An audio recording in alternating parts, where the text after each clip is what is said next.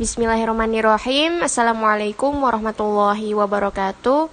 Nama saya Mudrika Al-Fadila Tajuddin dengan NIM 21111011219 ingin menjelaskan tentang dinasti Fatimiyah untuk memenuhi ujian akhir semester mata kuliah Sejarah Peradaban Islam. Dinasti Fatimiyah merupakan satu-satunya dinasti Syiah dalam Islam. Dinasti yang berlokasi di Tunisia ini didirikan oleh Sa'id ibnu Husain. Kekhalifahan Fatimiyah diawali dari Ismailiyah, gerakan sekte golongan Syiah. Wilayah kekuasaannya meliputi Afrika Utara, Mesir, dan Suriah. Pada dasarnya, dinasti Fatimiyah didirikan sebagai tandingan Bani Abbasiyah, penguasa dunia Muslim yang berpusat di Baghdad. Berdirinya Fatimiyah juga disebabkan oleh konstelasi politik yang terjadi di dalam dinasti Abbasiyah.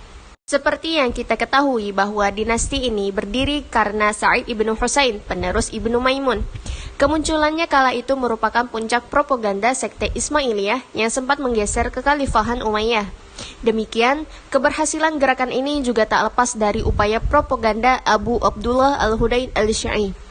Kesuksesan yang didapatkan oleh al-Syi'i telah mendorong Said untuk meninggalkan markas besar Ismailiyah di Salamiyah dan pergi ke Laut Afrika. Lalu, ketika masuk penjara karena dinasti Aghlabiyah, Sa'id ditolong oleh al-Syi'i. Kemudian, mereka menghancurkan dinasti Aghlabiyah pada tahun 909.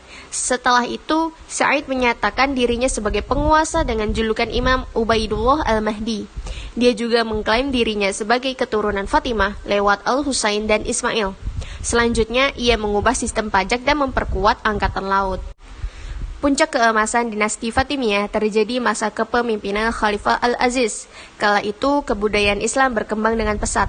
Buktinya bisa dilihat dari berdirinya Masjid Al-Azhar yang berfungsi sebagai pusat pengkajian Islam dan ilmu pengetahuan.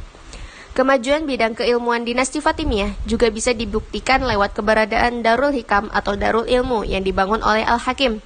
Kabarnya, bangunan ini dibangun secara khusus untuk propaganda doktrin Syiah.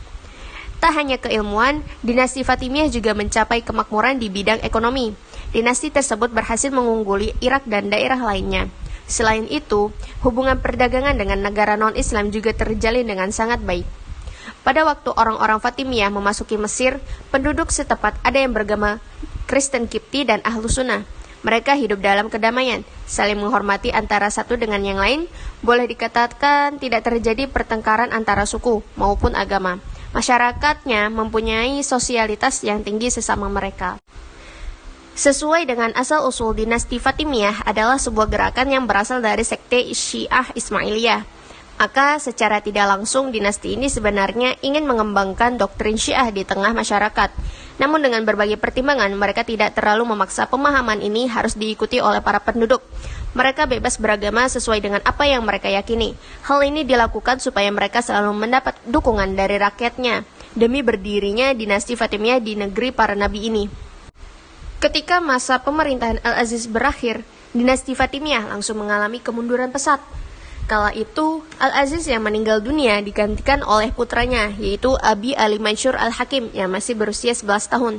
Al-Hakim melakukan hal yang kejam. Ia membunuh wazir, menghancurkan gereja, merusak kuburan suci umat Kristen, dan menerapkan aturan kontroversial untuk masyarakat non-Islam.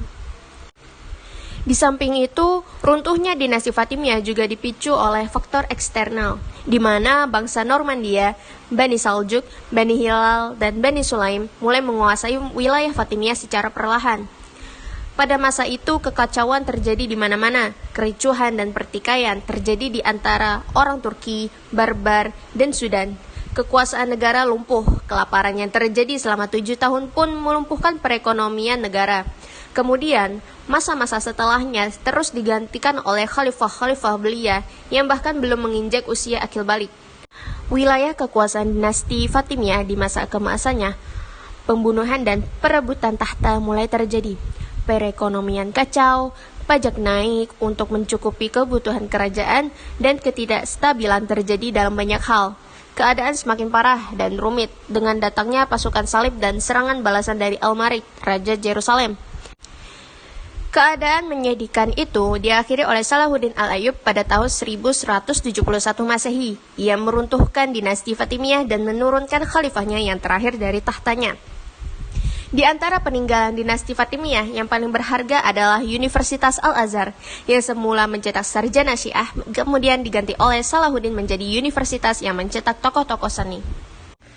Selama 2 abad dinasti Fatimiyah telah memberikan banyak kontribusi bagi peradaban Islam.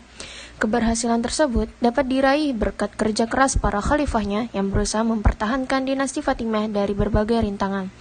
Dinasti Fatimiyah dipimpin oleh 14 khalifah yang terbagi menjadi 2 periode, yakni periode Afrika Utara dan Mesir. Dari semua kemajuan yang telah diraih oleh dinasti Fatimiyah telah membuktikan bahwa umat Islam memberikan andil besar dalam membangun peradaban umat manusia. Peradaban besar yang telah dihasilkan beberapa abad silam ini bukanlah sesuatu yang datang tanpa sebab dan terjadi begitu saja, tetapi telah melalui proses panjang dalam realitas sejarah Islam. Kemudian, warisan peradaban Islam menjelma menjadi warisan sejarah Islam yang tak tertandingi oleh sejarah agama manapun. Dari uraian tadi, kita bisa mengambil beberapa intisari yang sangat menakjubkan.